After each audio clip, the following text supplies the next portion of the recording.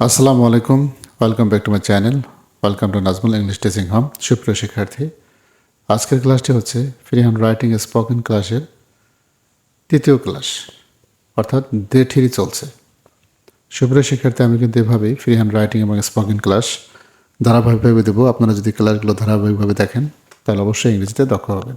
সুপ্রিয় শিক্ষার্থী, আজকের ক্লাসে আমরা লেটের ব্যবহার শিখব, অর্থাৎ লেট দিয়ে কীভাবে বাক্য তৈরি করতে হয় সেই বিষয়গুলো আমরা বিস্তারিতভাবে শিখব। আজকের ক্লাসে লেট দিয়ে বাক্য তৈরি করার কৌশল শিখব।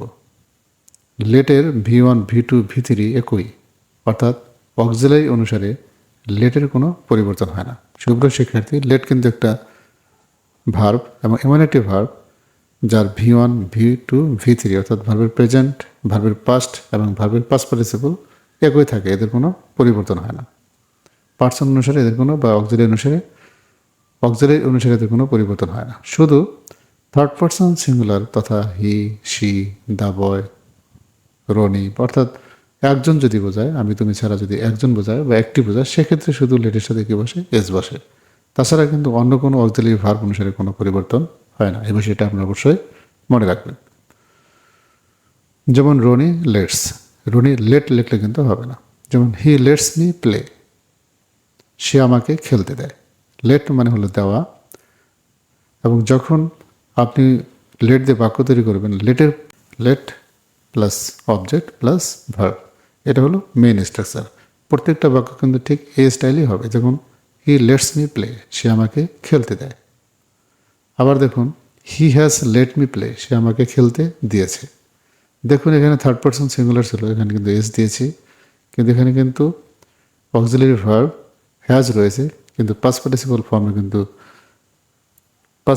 ফর্ম হয়েছে, কিন্তু লেট আগে যা ছিল এখনও কিন্তু তাই রয়ে গেছে। তার মানে হ্যাভ হ্যাজ আসলে ভার্বের অর্থাৎ লেটের কোনো পরিবর্তন হয় না, কিন্তু অর্থটা কিন্তু ঠিকই প্রেজেন্ট পারফেক্টের অর্থ প্রকাশ করবে। অর্থাৎ পরিবর্তন না হলেও ভার্বটি কিন্তু প্রেজেন্ট পারফেক্ট টেন্সেরই অর্থ প্রকাশ করবে।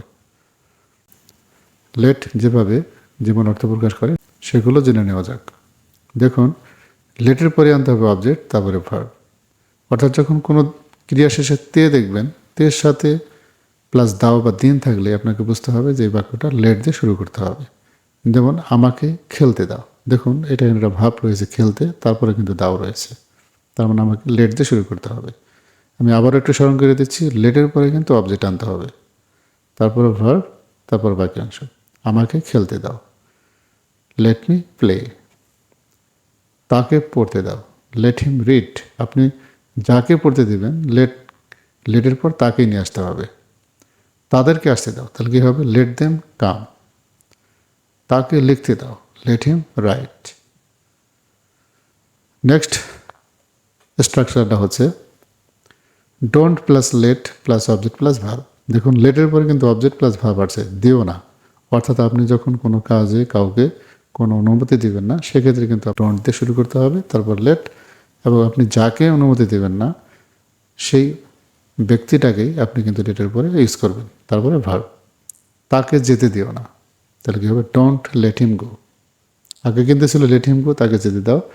যখন আপনি বলবেন যে তাকে যেতে দিও না, তখন হবে ডোন্ট লেট হিম গো। ছেলেটিকে খেলতে দিও না, don't let the boy play. তাকে পড়তে দিও না, ডোন্ট লেট হিম রিড। এভাবে আপনি অনেক বাক্য তৈরি করতে পারবেন। তারপর দেখুন, যখন আপনি বলবেন দেব না, তখন কি আনতে হবে? Will plus let plus object plus verb.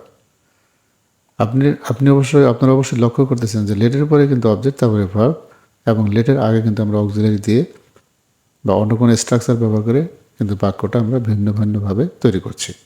যেমন আমি তোমাকে খেলতে দেব না, এই যে তে প্লাস দেব, আমি তোমাকে খেলতে দেব, তাহলে I will let you play. এই যে দেব, এই জন্য উইল ব্যবহার করলাম, এবং কাকে খেলতে দেব?